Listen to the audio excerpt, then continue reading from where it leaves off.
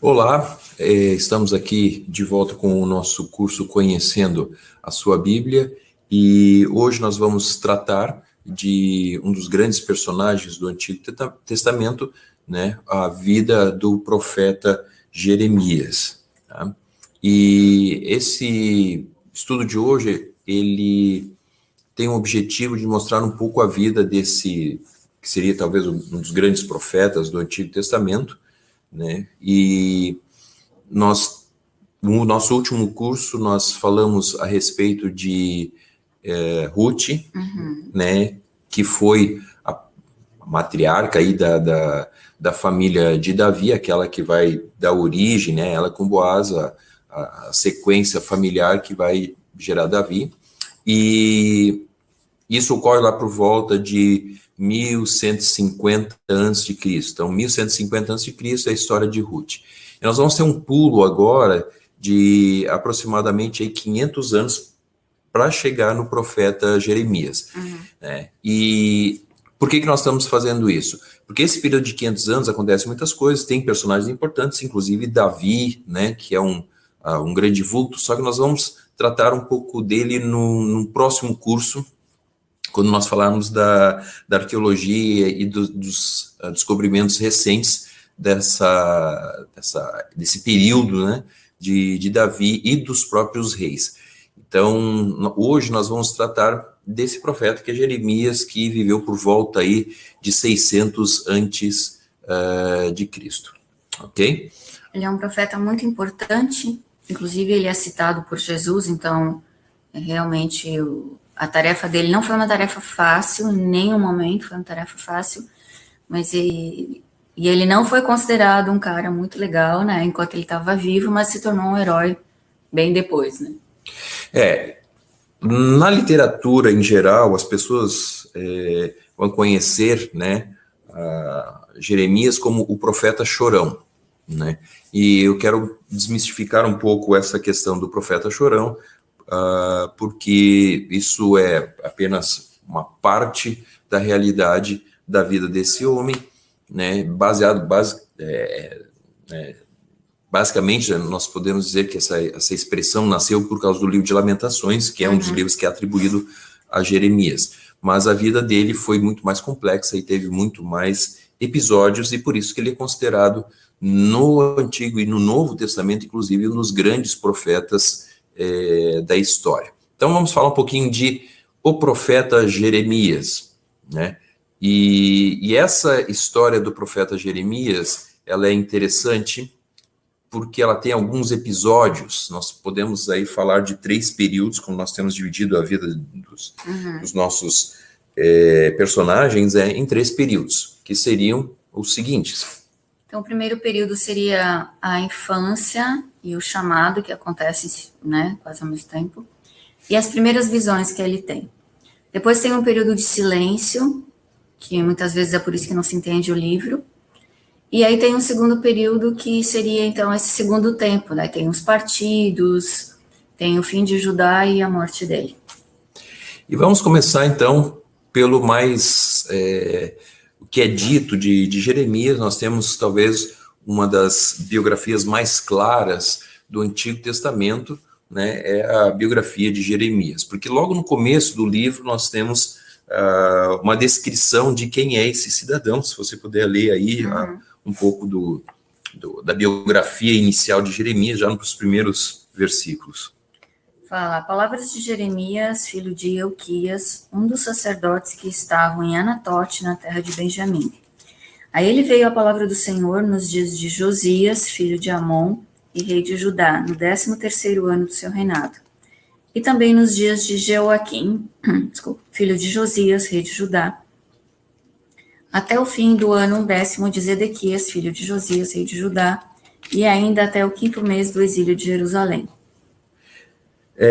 O que vocês percebem aqui, né? A primeira coisa que dá para notar é a respeito da família de Jeremias. O que nós temos aqui de importante sobre a família de Jeremias e que vai trazer luz sobre esse estudo? Então, Jeremias, ele era filho de um dos sacerdotes, numa cidade chamada Anatote, que ficava na tribo de Benjamim. Então ficava um pouco ao sul de Jerusalém, e ele era de uma família sacerdotal, não só uma família de levitas, mas, né, uma família mais importante por ser de sacerdotes. Fazendo a distinção, né, que nem todo levita era sacerdote, né, haviam levitas que faziam outras coisas, cuidavam do templo, cuidavam de manutenção, questões de leis e etc. Então, mas Jeremias, ele fazia parte dessa casta, vamos assim dizer, sacerdotal. Então, era dentro da tribo, ela era uma parte mais específica. E o futuro dele seria ser sacerdote, né? Isso era o que estava esperando ele. E é uma das coisas que Jeremias, ele provavelmente foi preparado, né, lá desde do seu nascimento, praticamente, ele está sendo preparado para se tornar um sacerdote, né? Como ele vai para a escola com as crianças que vão se tornar sacerdote. Então, ele era um bom conhecedor da lei, dos costumes, da cultura, dos sacrifícios, de tudo aquilo que o povo precisava saber para andar no caminho do seu Deus. E é dito que ele começa a profetizar, né, durante o reinado de Josias. Então, essa datação que é dada aqui, nós estamos falando de 627 a.C., tá? 627 a.C. é quando ele vai ter esse chamado que vai acontecer a partir do versículo 4. Provavelmente ele nasce aí em 645, mais ou menos, antes de Cristo, que é no final do período de Manassés e o seu filho. Então, essa história está acontecendo paralelamente, tá? As profecias dele começam a acontecer lá em 2 Crônicas 34, né? Na época do rei Josias. Então, lembra que a gente falou no curso, né, anterior que os profetas acontecem durante esse período da monarquia. Então, para se situar, você pode começar a ler, então, 2 Crônicas 34, para você entender o que está acontecendo na monarquia, no país, para então entender o que Jeremias está falando, né? E esse período que abrange o livro vai aí, como eu disse, mais ou menos do ano que ele foi chamado, né? Em 627, mais ou menos, antes de Cristo, até a última profecia registrada, assim, que nós podemos ter alguma certeza, ela ocorre em 562 a.C. Então, é um período bem longo, aí praticamente 60 anos, em que ele tem seu período profético. Mas vamos falar um pouquinho... Inclusive, parece que, né, não sei se é o mesmo Ilquias que acha o livro da lei durante o reinado de Josias, que é por causa do achado desse livro que Josias faz uma reforma, mas o pai de Jeremias também se chama Ilquias e era sacerdote. Tá bom? Temos que pesquisar mais a fundo isso. Mas vamos falar um pouquinho agora, basicamente, né, Rony, sobre o chamado. Vamos para o chamado aí. Continuando, então, o nosso texto, no versículo 4 do capítulo 1, vai dizer: A mim me veio, pois, da palavra do Senhor, dizendo: Antes que eu te formasse no ventre materno, eu te conheci. E antes que saísses da madre, te consagrei e te constituí profeta às nações. Então lhe disse eu: Senhor Deus, eis que eu não sei falar, porque não passo de uma criança. Mas o Senhor me disse: Não digas, não passo de uma criança, porque a todos a quem eu te enviar, irás, e tudo quanto eu te mandar, falarás. Não temas diante deles, porque eu sou contigo para te livrar, diz o Senhor. Depois estendeu o Senhor a mão, tocou-me na boca e me disse: Eis que ponho na tua boca as minhas palavras. Olha que hoje te constituo sobre as nações e sobre os reinos, para arrancares e derribares, para destruíres e arruinares, e também para edificares e para plantares. Então, esse é assim que acontece o chamado dele. Você acredita que ele fosse um adolescente, né? Ele deve ter aí entre aproximadamente uns 15 anos, né? A palavra que é usada aqui é o que nós chamaríamos hoje de adolescente. Então, vamos dizer, dos 13 aos 17 anos, esse é o período que está acontecendo aqui. Por isso que ele vai falar o que ele vai falar, né? Ele vai dizer: ninguém vai dar atenção para o que eu vou falar, por causa da minha idade, né? não acho que não é uma boa ideia o Senhor pedir isso para mim. E Deus fala, olha, você vai fazer o que eu estou te falando, né? E não se importe com a sua idade. Apenas vai e faça aquilo que eu estou te dizendo. E não tenha medo dos outros, né? Porque muitas vezes quando a gente se sente desqualificado, ou no caso dele, ele sabia que pelos costumes do seu povo ele não seria ouvido por causa da idade, Deus está dizendo para ele, ó, esquece isso, simplesmente me obedece, vai e fala quando eu te pedir para ir. E praticamente, para vocês terem uma ideia, segundo o livro de Deuteronômio, o sacerdote ele só começava o seu ofício quando ele tinha 30 anos, então ele estava muito longe, estava aí, eu acredito, né, uns 17 anos por aí, e estava longe de chegar nos 30, e essa é a colocação dele. Né? Eu não tenho idade suficiente para falar alguma coisa. Como é que isso vai acontecer? Ninguém vai prestar atenção naquilo que eu vou falar, vão achar que é coisa minha, né? Ninguém vai reconhecer que é Deus que está falando. E se ele era da família sacerdotal e ainda tem algum vínculo com essa família, né, tem alguma proeminência dentro do templo e tudo mais, eu acho que seria muito mais complicado. Imagina o filho do fulano de tal falar. Ia pegar mal para o pai, né? E para a família. E ele começa já tendo as primeiras visões. A vara de amendoeira.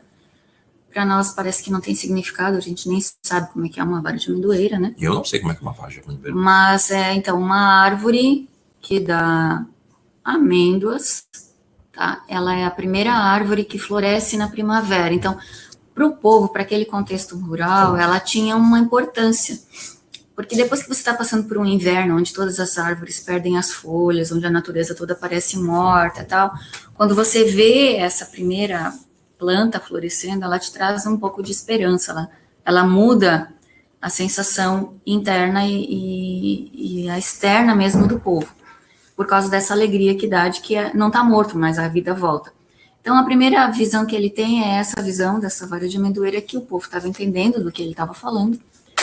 E então tem até um joguinho de palavras aqui, mas aí isso aqui é para um estudo mais detalhado, mostrando que sim, Deus está atento, né? E mesmo que pareça que tudo está perdido, tudo está morto, acabado, porque eles estão vindo de um reinado bem complicado, que foi o reinado de Manassés, que depois acabou passando pelo filho dele, que foi Amon e tal. Então, Josias está pegando um reinado de um povo idólatra, um povo que não está interessado em seguir ao único Deus.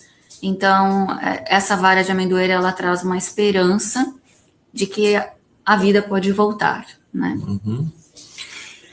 E a segunda? Podemos ir para a segunda? A segunda é numa panela, né? Que essa panela, inclusive, ela tem uma característica.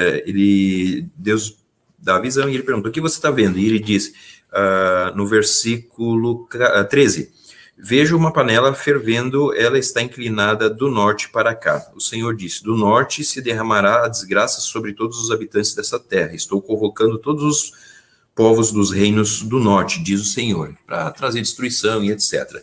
Né? É interessante que aqui nesse texto não é mencionado quem são esses povos. Ele simplesmente diz os reis, os povos dos reinos, todos os povos dos reinos do norte. Então ele foi bem genérico, ele não especificou.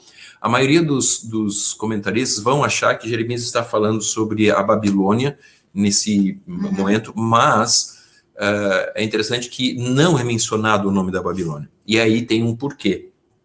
Né? Porque nesse momento a Babilônia ainda não é o reino dominante, a Babilônia sequer ainda é independente, a Babilônia está debaixo do Império Assírio. A Síria é aquele que domina o cenário internacional de uma forma geral. Inclusive foi a Síria que levou o Reino do Norte cativo, que já não existe mais, então só sobrou o reino de Judá e Benjamim, né, o Reino do Sul, e eles estão isolados nesse aspecto, né, com a parte norte toda aberta. E é dito apenas que os povos dos reinos do norte virão. Então, do capítulo 1 até o capítulo 6, né, nós temos descrições, em especial o capítulo 6, fala sobre o sítio de Jerusalém, né, quando ela está sitiada. Capítulo 5 também fala como é que vão acontecer essas guerras e etc. Do 1 ao 6, são várias profecias falando sobre o quem não, mas como será e não quem. Então, não existe nenhuma referência nesse momento ao Reino do Norte. Tá? Eu queria só fazer um comentário sobre a tarefa de Jerusalém, de Jeremias, estou sempre trocando, né? Falando um pouquinho sobre aquilo que tu disse, que ele é considerado um profeta chorão. Mas olha só o que Deus fala para ele ainda no capítulo 1, depois dessas duas visões, né? Deus fala para ele assim: eis que hoje te ponho por cidade fortificada, por coluna de ferro e por muros de bronze, contra todo o país. Contra os reis de Judá, contra os seus príncipes, contra os seus sacerdotes e contra todo o povo. Pelejarão contra ti, mas não prevalecerão, porque eu sou contigo, diz o Senhor, para te livrar. Então Deus já está avisando para ele assim: olha, eu vou te tornar alguém bem forte, mas se prepare, porque todos vão estar contra ti, não vai ter ninguém a teu favor. Então não vai ter nem a tua família, nem nenhum sacerdote que conheça a lei vai entender do que tu está falando, nem o teu povo, nem os príncipes. Você vai ficar sozinho, você vai ficar completamente sozinho, e eles vão tentar te destruir, mas fica tranquilo que eu estou contigo e eles não vão conseguir te destruir. Não está dizendo que não vai sofrer, está dizendo que não vai ser destruído. Então já Jeremias começa esse ministério na adolescência, né, digamos, sabendo que vai ser uma tarefa bem difícil e que ele não vai poder contar com ninguém. E ele entrega essas primeiras profecias, provavelmente não teve muitos likes nas lives dele, né, em relação a isso, e o ápice disso tudo ocorre no capítulo 7. O capítulo 7 é o momento que ele vai estar na porta do templo para proclamar aquilo que Deus estava dizendo para ele. E é interessante que ele fala a respeito do templo, né? Existia uma certa mandinga, uma certa crença dos judeus na época, superstição, né? Que se eles dissessem 3 vezes templo do Senhor, templo do Senhor, templo do Senhor, nada iria acontecer. Era de uma mandinga mesmo, né? Uma coisinha que eles tinham. Então, o Jeremias, ele está na porta do templo e ele diz: não adianta vocês ficar fazendo essas coisas aí e continuar pecando. Se vocês continuarem pecando, não adianta vocês virem aqui no templo e tudo mais, porque Deus vai até destruir o templo se for necessário. E ele fala no capítulo 7, versículo 5, diz assim: mas se vocês realmente corrigirem a sua conduta e as suas ações, e se de fato tratarem uns aos outros com justiça, se não oprimirem o estrangeiro, o órfão e a viúva, e não derramarem sangue inocente neste lugar, e se vocês não seguirem outros deuses para a sua própria ruína, então eu os farei habitar neste lugar, na terra que deu aos seus antepassados desde a antiguidade e para sempre. Né? Então Deus está dando aqui uma chance para o povo. Né? Ele está falando: olha, pode vir uma grande desgraça sobre vocês, mas se vocês mudarem a sua conduta, mudarem tudo isso que ele está falando aqui, então eu posso mudar de ideia. E o Jeremias, ele resumiu aqui as leis de Moisés, né? Não oprimir o estrangeiro, a viúva, o órfão, fazer justiça, não seguir outros deuses e etc. Então, ele faz um resumão da lei para dizer o seguinte: olha, a lei já está lá, é só obedecer. Se vocês obedecerem, beleza, Deus vai perdoar e vai nos fazer prosperar. Mas ele apela aqui para a questão da posse da terra. Por quê? Porque 100 anos antes, praticamente exatamente 100 anos antes, as tribos do norte de Israel, elas foram para o cativeiro, apesar, inclusive, das profecias avisando, né? Deus dando chance para o pessoal. Esse povo, ele foi para o cativeiro porque não obedeceu isso aqui. O Jeremias está dizendo: se vocês não obedecerem, vai acontecer com vocês o mesmo que aconteceu com o norte. E ele diz: não adianta vocês virem trazendo sacrifícios nesse templo, fazerem as coisas todas, se vocês não se converterem de fato nos seus corações, Deus virá, apesar dos sacrifícios, irá destruir totalmente essa cidade. Então aqui dá para entender que conversão não é uma mudança de hábito, mas conversão é uma mudança de coração, porque vem de dentro para fora. Então não adianta ser praticante das coisas, mas por dentro não ter mudado nada. E a sequência do capítulo 7, né, 8, 9, 10 e por aí vai, até o 18, tem basicamente uma recapitulação dessa pequena introdução que ele tem diante do templo. Então veja bem, o primeiro ato profético de Jeremias, quando ele começa o ministério, é onde? Em Jerusalém. E especificamente na porta do templo, certo? Então guarde bem isso, porque isso é importante. Só que, só falando um pouquinho sobre essa superstição que o povo tinha do templo, né? Eles acreditavam que, vamos ter que voltar um pouquinho no templo. Quando o templo foi construído por Salomão, e aí quem lembrar da história, quem não lembrar vai procurar lá no livro de Reis, Primeira Reis, eu acho. Se você olhar a história, vai assim, quando Salomão está orando e consagrando esse templo para Deus, o que acontece? Vem uma nuvem que simbolizava a presença de Deus e ela enche o templo. Então, na cabeça do povo, Deus habitaria no templo. Então, enquanto existisse o templo, significaria que Deus estaria lá com eles. E se Deus estivesse com eles, ninguém ia ganhar deles, nenhuma guerra, nenhum povo. Não importa o que eles fizessem, desde que existisse o templo, significaria que Deus não ia deixar que nada acontecesse com aquela cidade, porque era a cidade onde ele morava. E Jeremias está dizendo assim para ele o seguinte: vocês estão de brincadeira, né? Vocês estão achando que isso é motivo suficiente, que Deus está preso a isso e ele vai deixar vocês fazerem o que quiserem só porque a presença dele está aqui nesse templo. Então ele está falando, olha, se vocês acham que é assim, ele pode ir embora desse templo, né? Porque esse templo não comporta a presença toda dele. Então ele está dando um alerta para o povo, olha, presta atenção no que vocês estão falando, no que vocês estão acreditando. E o que vai acontecer é justamente isso. Eles estavam presos a essa tradição, essa religiosidade, e isso vai ser um dos motivos que vai trazer o grande problema para ele. Mas tem a questão pessoal do Jeremias. Vamos falar um pouquinho sobre o capítulo 16, que é interessante, né? O capítulo 16, versículo 2, Deus está falando com ele e ele fala algo razoavelmente pesado. Principalmente para aquela época, né? Para aquela época, para aquela cultura. Então, vamos ler. Ele fala assim, ó. Veio a minha palavra do Senhor dizendo, não tomarás mulher, não terás filhos, nem filhas neste lugar. Porque assim diz o Senhor acerca dos filhos e das filhas que nascerem neste lugar, acerca das mães que os tiverem e dos pais que os gerarem nessa terra. Morrerão vitimados de enfermidade, serão pranteados e não serão pranteados nem sepultados. Servirão de esterco para a terra. A espada e a fome os consumirão, e os seus cadáveres servirão de pasto às aves dos céus e aos animais da terra. Então, ele fala um pouquinho mais, mas ele está dizendo o que para Jeremias aqui? Ó, Jeremias, lembra que eu te falei lá no início que você não ia ter ninguém para ficar do seu lado? Não vai nem ter esposa, não vai nem ter família. Vai ser sempre só você e eu. Então, para você ser respeitado na tradição judaica, você precisava ser casado e ter filhos.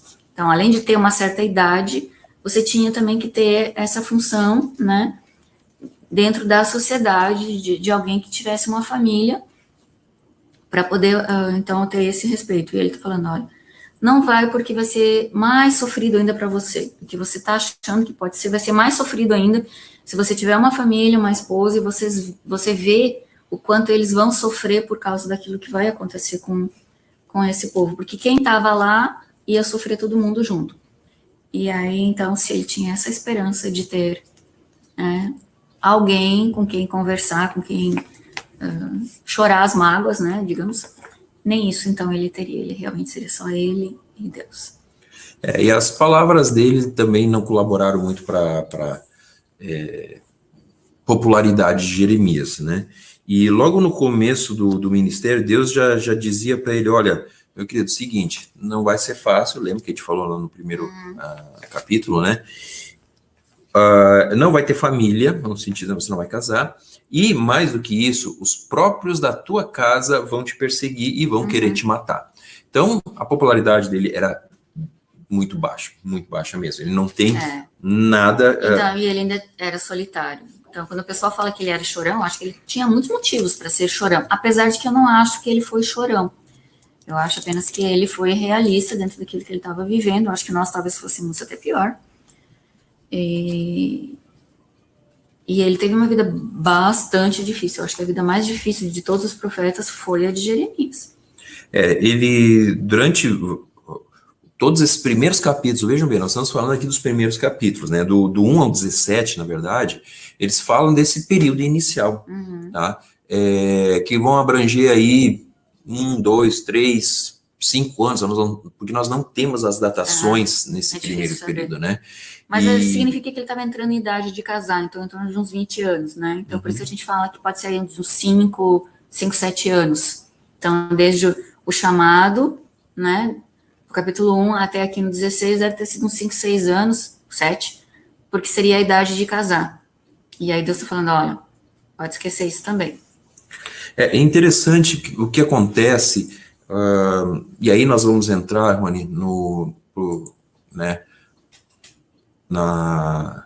segundo período, que é o período de silêncio, que aparentemente Jeremias ele dá uma pausa, né? Porque é muito forte o que ele está falando aqui contra a idolatria, contra a quebra da aliança, e tudo que estava acontecendo socialmente no país, né? E aí vai acontecer a reforma de Josias também, que né? Em 622. Que é mais ou menos quando ele faz esse silêncio, né? Exatamente. São 5 anos depois do chamado dele, Josias faz a reforma. A reforma total, que é a questão, eles acham lá o livro, eles como é que vocês dizem, o templo lá, eles dão um trato melhor no templo. Reformam o templo. Isso. Josias convoca o povo para renovar a aliança, uma série de medidas são tomadas para que o povo volte a seguir a Deus. E uma das coisas que é interessante, Rony, aqui, ó, por exemplo, estava até achando aqui, no capítulo 11, fala sobre a aliança que é quebrada. Então, é antes do período da renovação da aliança de Josias. Então, por isso que geralmente se tem que esses primeiros capítulos até o 17 são dos primeiros anos antes da reforma de Josias. O que acontece? Eu tenho que explicar uma coisa aqui. O livro de Jeremias é uma bagunça. Tá? O livro de Jeremias é uma bagunça no sentido de que ele simplesmente... Não está em ordem cronológica. Totalmente. Parece que o cara pegou os manuscritos lá do livro de Jeremias, jogou para cima, né? E depois foi catando as folhas e colocou lá, porque ele não tem ordem cronológica nenhuma, a partir do capítulo 17, tá? A partir do capítulo 18, no caso, né? Então, até o 17 está certinho, está em ordem, é como as coisas vinham acontecendo, aí depois não dá para... Assim, de cara, não dá para saber. Ele vai ter uma sequência muito, muito estranha, porque às vezes um capítulo até outro capítulo, vamos dizer, de um versículo para o outro passou-se 30 anos, né? Algo nesse tipo. Mas o que acontece é que, então, aparentemente, o Jeremias faz esse período de silêncio e nós não sabemos absolutamente nada do que acontece. Provavelmente porque as reformas estavam indo para frente. Então, se você está dizendo o povo precisa se converter e o povo e o rei ele começa esse processo, não tem mais necessidade de profecia. Até que nós chegamos no capítulo 22. Veja bem, né? Capítulo 22, ele retoma uma história. Então, aproximadamente 622 antes de Cristo, né? Jeremias teria entregue a sua última profecia. No capítulo 22, nós temos um novo rei. Deus chama Jeremias novamente, e esse ano é o ano de 609. Então, entre 622 e 609, nós não temos nada. Então, é chamado período de silêncio de Jeremias.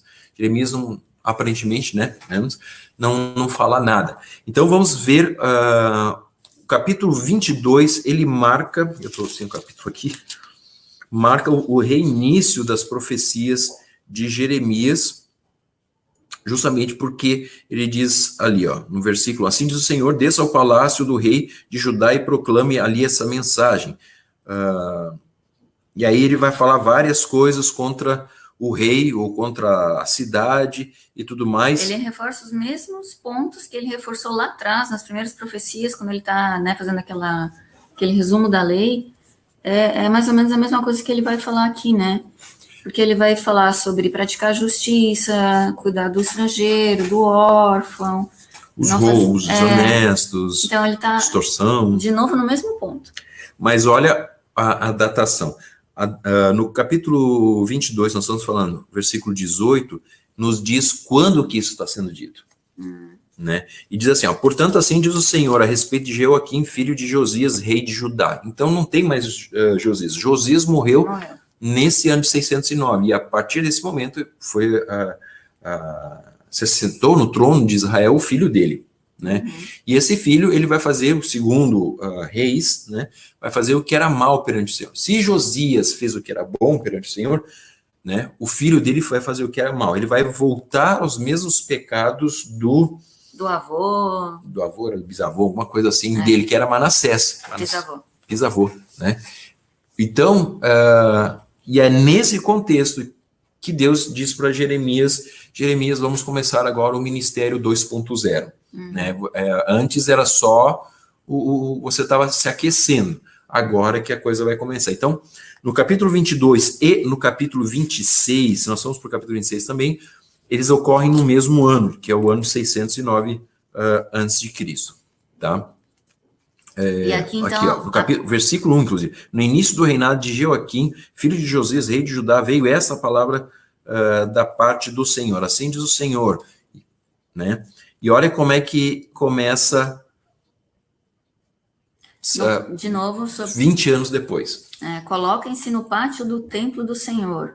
Né? Deus está falando para Jeremias, vai lá no pátio do templo e fale a todo o povo da cidade de Judá que vem adorar no templo do Senhor. Diga-lhes tudo o que eu te ordenar e não omita nenhuma só palavra.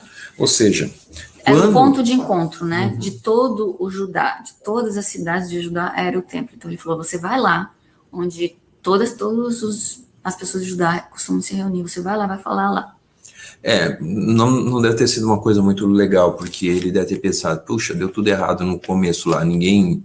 eu falei, não aconteceu nada. Quiseram me matar, se eu for lá agora, aí que vou fazer o que comigo? Vão me matar, então. E é interessante que Deus faz ele voltar para a porta do templo, né? O mesmo lugar onde que ele começou o seu ministério. E nesse sentido, nós vamos ter uma sequência aí de alguns textos do capítulo 18, 19, 20, olha só, 48, capítulo 49, capítulo 23, né? Vocês viram que, né, não está junto ali, mas todos eles fazem parte de um período de profecia entre o ano de 609, que é quando ele volta à sua segunda fase, até 605. Tá? Então, são esses que eu citei, pertencem a esse período. Você viu que eles estão distribuídos ao longo do livro de Jeremias. Por quê? Aquilo que nós falamos antes.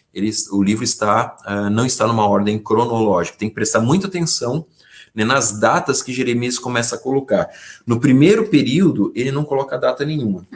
Talvez porque ele era jovem, ele não pensava nessas coisas, né? Ele só falou em que reinado que ele estava falando, né? Que era o de Josias. Então, por isso a gente consegue ter uma ideia de quando foi. Mas é só. A partir desse segundo chamado, ele começa a datar isso muito mais precisamente. Porque agora também, o império que está em ação, agora sim é a Babilônia. A partir de 609, a Babilônia começa com as suas conquistas, né? Então ela começa a se tornar um império que está causando terror. E você percebe que existe, no capítulo 25, né? O capítulo 25, que ocorre aí por volta de 606 a.C., a primeira vez que é mencionada a Babilônia como sendo aquela que será responsável pelo cativeiro. Tá?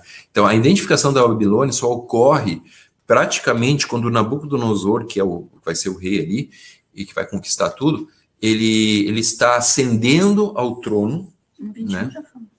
Mas ele não está na ordem. Ele não está na ordem. Exatamente. Viu? Por isso que a gente se atrapalha. Quando a gente esquece que não está na ordem, a gente vai lá e acha, não, mas já está falando no 21, mas está fora de ordem. O capítulo 25 é a primeira vez que ele fala, e o capítulo 36 também. Tá? Os dois estão na mesma época. tá? Que é nesse período ali que a Babilônia está subindo. Então, o Jeremias identifica no capítulo 25, no capítulo 36, a ascensão da Babilônia.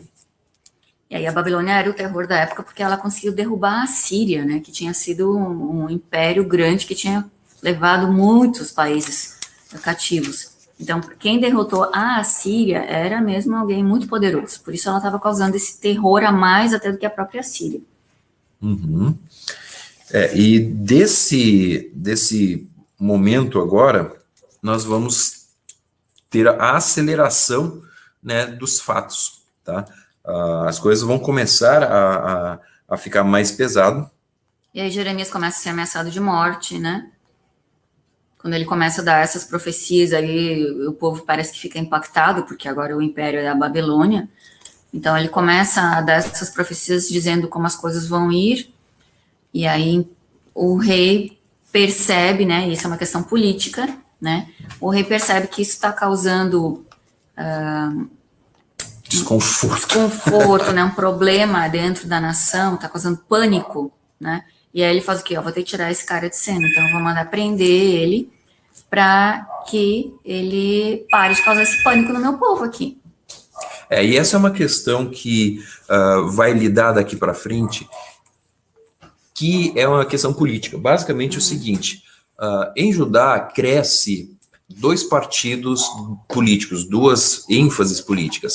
Uma, né, como nós estamos numa fase de transição, ou seja, a Síria saiu e agora duas nações estão brigando pela hegemonia mundial, que é a Babilônia e o Egito. Uhum. E Israel, o Judá, no caso, fica exatamente no meio da Babilônia e do Egito. Bem no meio do caminho. Bem no meio do caminho. E por ali vão passar os exércitos, inclusive foi isso o motivo da morte do rei Josias, né?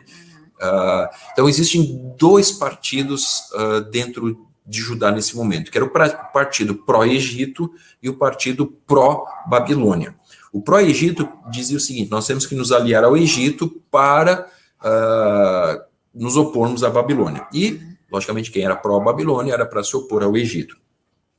E Jeremias, ele vai começar já se posicionando politicamente, dizendo o seguinte: nós temos que nos render a Nabucodonosor, que é o capítulo 36, que se vocês olharem aqui, esse é o contexto. O Jeremias diz: nós precisamos estar nos colocando debaixo do jugo, né, de Nabucodonosor. Do domínio, né? Exatamente. E aí ele foi visto como um traidor.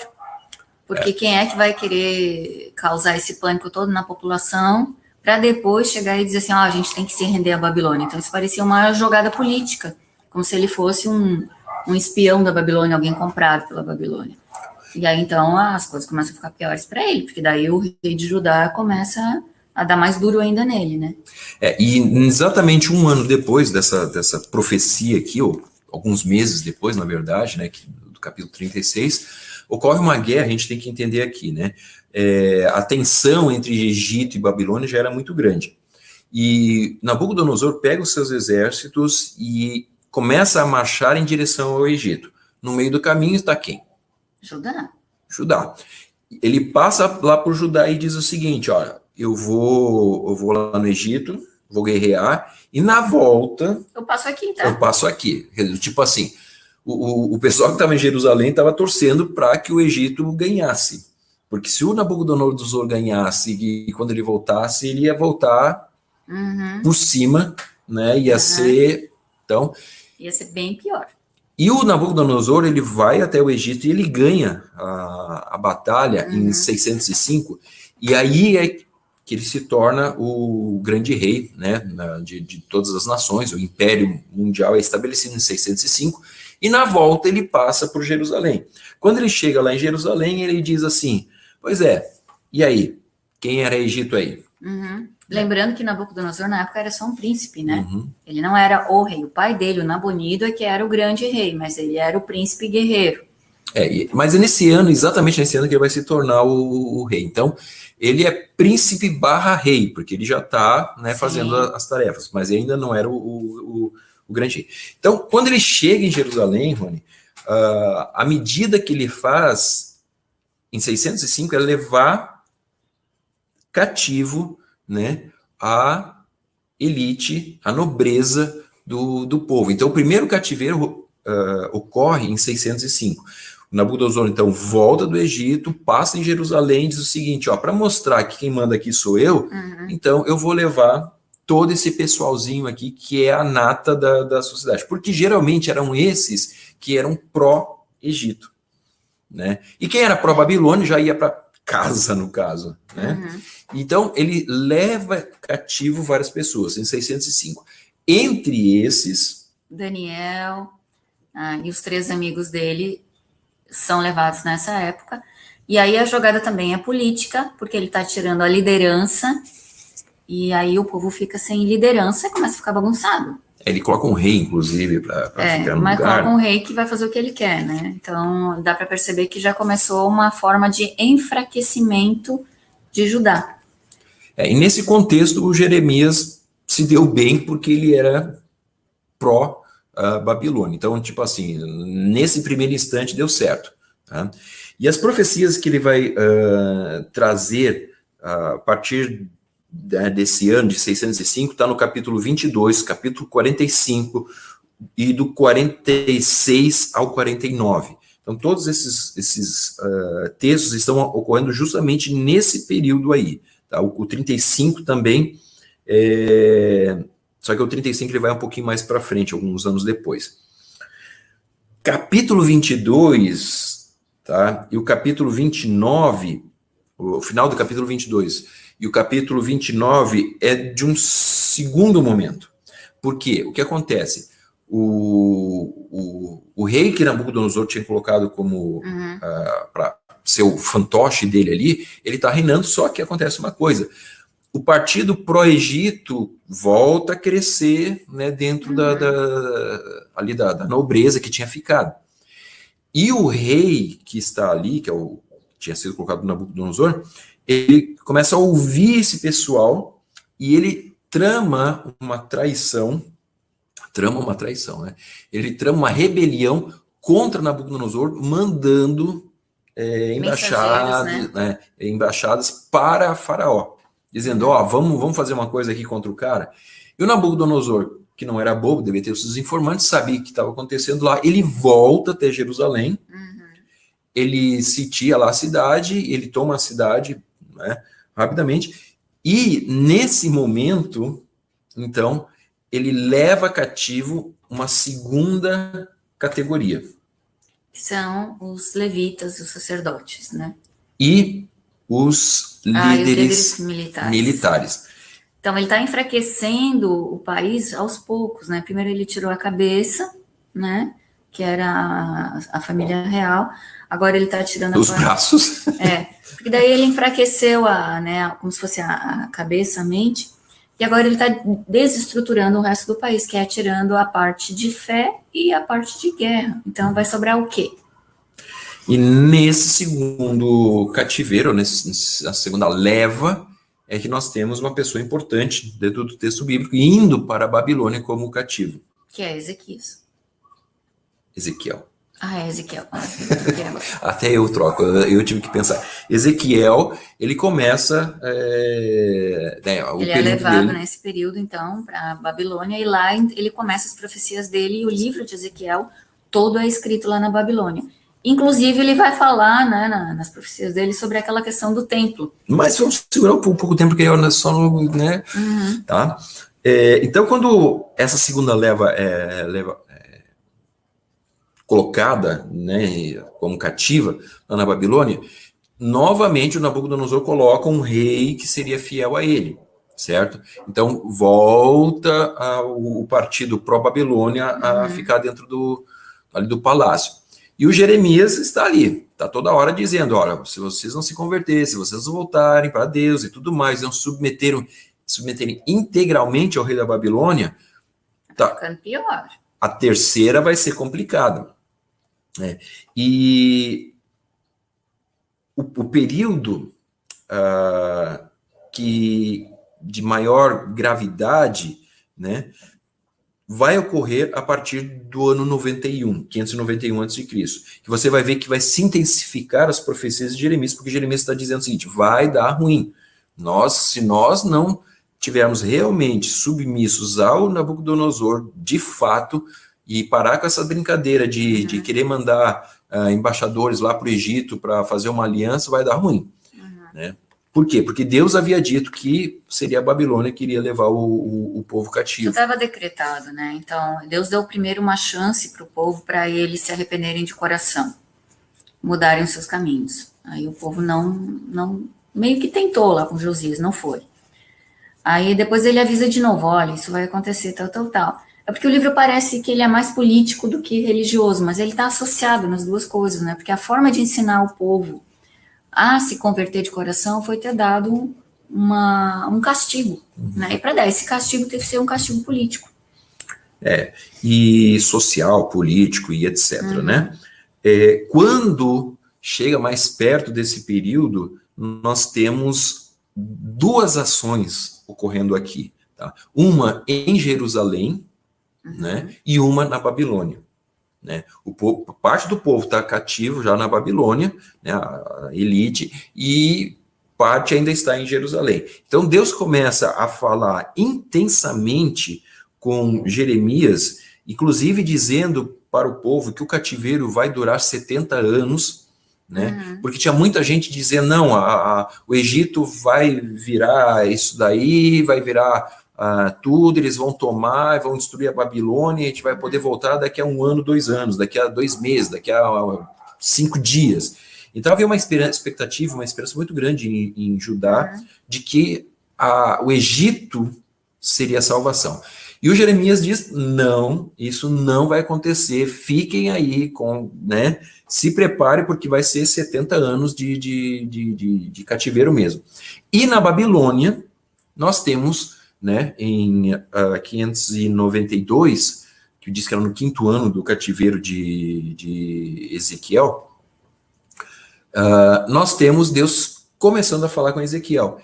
E uma das primeiras coisas que Ezequiel vê, né, nas suas visões lá, que vai ser importante, é o quê? Agora eu esqueci. Você antes deu a introdução. Sim, a questão do templo, né? Isso. O que Ezequiel vê então, rapidamente? Como o povo, que a gente falou antes, como o povo estava tão agarrado nessa questão da presença de Deus, que Deus morava no templo, enquanto o templo estivesse, nada ia acontecer com eles. Então Deus mostra para Ezequiel, numa visão, que ele está indo embora do templo, que ele não vai mais habitar no templo. E é para isso mostrando que tudo vai ser destruído. Que no momento, então, se a presença dele é o que impede de acontecer o que está planejado por ele, então ele vai sair para que aquilo aconteça. E essa visão ocorreu pouco tempo antes da destruição do próprio templo, né? Pouco tempo assim, 2, 3 anos, alguma coisa assim nesse sentido. E o que nós vemos aqui é que tanto em Jerusalém quanto na Babilônia, Deus está mandando os recados dele, está dizendo, não vai dar certo, o plano de vocês vai falhar. E nesse tempo, né, tanto o Ezequiel quanto o Jeremias, eles começam as profecias deles contra o faraó, contra o Egito. Não dá tempo de nós contarmos tudo, que é muito interessante essas partes, talvez um curso que a gente dê a parte aí, vocês podem entrar em contato com a gente. Eles trabalham juntos, né? Então Jeremias dá as profecias para quem está em Judá e Ezequiel dá as profecias para quem já foi levado cativo. Então eles trabalham, né, juntos, ao mesmo tempo, sem um saber do outro, falando as mesmas coisas. E quando vai se aproximando o tempo da destruição de Jerusalém, né, do cativeiro final, as profecias vão se intensificando. A situação fica muito febril, né? Eles estão aí com mais de 40 graus de febre e o povo não está entendendo. E aí eles mandam uma última embaixada para Faraó, dizendo, nos ajude. Tá? E aí Nabucodonosor fica sabendo disso e aí ele manda o exército para lá, para Jerusalém, para cercar e agora tentar destruir. E o que acontece, né, a gente tem que ir um pouquinho rápido aqui para terminar essa história, o Nabucodonosor cerca Jerusalém, Jeremias está lá dentro, né, Nabucodonosor cerca, fica ali um tempo, não me lembro, 2 meses, alguma coisa assim, e a história diz que Faraó ficou sabendo disso e viu isso uma oportunidade de ir a pegar o Nabucodonosor em campo de batalha. E ele sai com um exército em direção a Judá. Quando o Nabucodonosor fica sabendo dessa história, ele diz, bom, agora chegou a hora de resolver isso daqui. E aí ele manda uma mensagem para o rei de Jerusalém, ali de Judá, né? Diz o seguinte, ó, não pensa que você vai se safar dessa, não. Eu vou lá, vou dar um pau lá no faraó, vou acabar com o exército dele e vou voltar para cá. Quando o Nabucodonosor sai dali, né, sai do cerco para ir para o campo de batalha contra o Egito, né, o Jeremias estava trancado lá, porque ele era pró-Babilônia, então o pessoal tudo chamando ele de traidor. E é interessante que aí ele sai, o Jeremias, ele tem a possibilidade de sair de Jerusalém, porque a cidade não está mais cercada, né? Ele está saindo de Jerusalém, o que acontece? O pessoal pega ele e diz o seguinte, o cara vai nos trair. Vai dar informação. Ele estava, na verdade, saindo para resolver algumas questões pessoais lá, que ele tinha, né, na cidade dele, e aí o pessoal pega ele, coloca ele na cisterna lá, né, e apanha, etc, porque eles acharam que ele era o traidor. O que acontece historicamente, o Nabucodonosor vai contra o faraó e dá o quê? Ganhou. Ele acaba com o exército egípcio, praticamente ele quase que... deixou o Egito sem nenhuma defesa, quase. Exatamente, né? Ele tomou as rédeas totalmente do poder, né? E aí ele volta contra Jerusalém, e nós estamos falando aí do ano 587 a.C. E aí depois disso, ele volta para Jerusalém, cerca novamente, todo mundo achou que o faraó ia ganhar, né? Tem até um estado, aquela questão da conversão, todo mundo se converte, né? Porque quando estava cercado ali pelo Nabucodonosor, né? Eles se converteram, promessas que iam libertar os escravos, que, né, passaram no meio daqueles sacrifícios lá, fizeram um acordo com Deus, uma aliança com Deus, tal. No momento que o Nabucodonosor levantou para ir lutar contra o Egito, eles voltaram tudo, pegaram os escravos, começaram a oprimir e tudo mais, e aí o Nabucodonosor dali uns dias volta, né, porque todo mundo achou, agora também, né? E aí ele volta, cerca Jerusalém, e ali é a gota d'água. Depois de algum tempo, Jerusalém ela é tomada, destruída completamente, o templo é queimado, destruído, e as coisas todas que estavam ali são levadas embora para a Babilônia. E é interessante que Nabucodonosor ouve falar de Jeremias, né? E ele manda os soldados dele protegerem Jeremias. Aumentou ainda mais a desconfiança. Mas quando a cidade está sendo destruída, né? Jerusalém está sendo destruída pelos babilônicos, ele avisa os soldados dele, você fala, com Jeremias vocês não vão tocar nele, vocês não vão fazer nada. Vocês vão deixar ele livre, né? Quando acaba a destruição, o general lá, né, o comandante do exército, chega para Jeremias e diz o seguinte, você tem duas opções, né? Eu vou te dar duas opções. Para os outros não tem opção, para você tem. Ou você vai junto com todo mundo para o cativeiro, né, junto com o teu povo, e vai para a Babilônia, ou você fica aqui em Jerusalém. Eu te dou essa opção. Porque o que aconteceu? O Nabucodonosor levou todo mundo, exceto os mais pobres, exceto aqueles que eram mutilados, ou não tinham perspectiva nenhuma, os velhos, pessoas que não tinham interesse econômico. Cegos, né, pessoas que não iam... Não ia servir para quem nada. Queria. Então, ele deixou apenas um punhado de gente ali para também, né, o Egito não... Ele deixou uma guarnição em Jerusalém. O que acontece? Apenas para dizer que a terra era dele, né? Exatamente. Para ninguém invadir lá. Exatamente. O Jeremias, ele decide ficar em Jerusalém, né? E aí o comandante diz, não, tudo bem, beleza, então você é livre, você é o único cara livre aqui. E aí eles vão embora para a Babilônia, e fica Jeremias e um rei que é colocado ali por Nabucodonosor. Mas ainda tinha as viúvas do faraó. O último rei foi... não me lembro agora. Zedequias, né? Não, Zedequias foi o último, mas aí o Nabucodonosor colocou outro. Né? E aí o que acontece? O partido né, pró-Egito vai lá e assassina esse rei, né, e a guarnição... não era um rei, era um governador. Era um governador, rei modo de dizer, né, quem estava cuidando ali. Ele assassina esse governador, então, e a guarnição dos babilônios, e aí o Jeremias diz, vocês são loucos, né? Acabou, ele vai voltar aqui, vai matar todo mundo, então é melhor a gente fugir. E fugir não, é melhor a gente, sei lá, desaparecer do mundo. E aí o que acontece? Esse pessoal aproveita a chance e foge para o Egito. Né? Porque eles eram pró-Egito, então eles fogem para debaixo da saia lá do faraó. Né? E nisso eles levam Jeremias como prisioneiro. Né? Eles levam Jeremias como prisioneiro, ele fica lá no Egito durante algum tempo, e provavelmente o capítulo 52 é escrito lá no Egito. Tá? Nós não sabemos pelo texto o que acontece com Jeremias, mas a tradição judaica ela nos conta que Jeremias acabou sendo assassinado pelos seus próprios companheiros lá no Egito. E é nessa história toda, né, de conquista de Jerusalém, que foi a pior história que Israel viveu, porque faltou alimento, faltou água, faltou tudo. Acabaram comendo seus próprios filhos para não morrer de fome. Nessa situação tão desesperadora, então Jeremias ele escreve Lamentações. E aí que todo mundo acha que ele é chorão. Agora, se você passasse pelas experiências dele, eu acho que não somente chorão, né? Teria desistido antes da metade do que esse cara fez. Né? Então, fica aí o nosso estudo sobre Jeremias.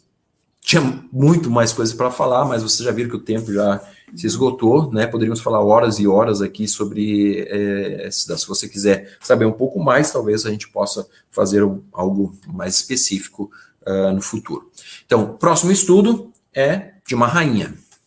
No próximo nós vamos falar sobre a rainha Esther. Então, fique conosco e que Deus abençoe a sua vida e até o próximo estudo. Achei que você ia falar.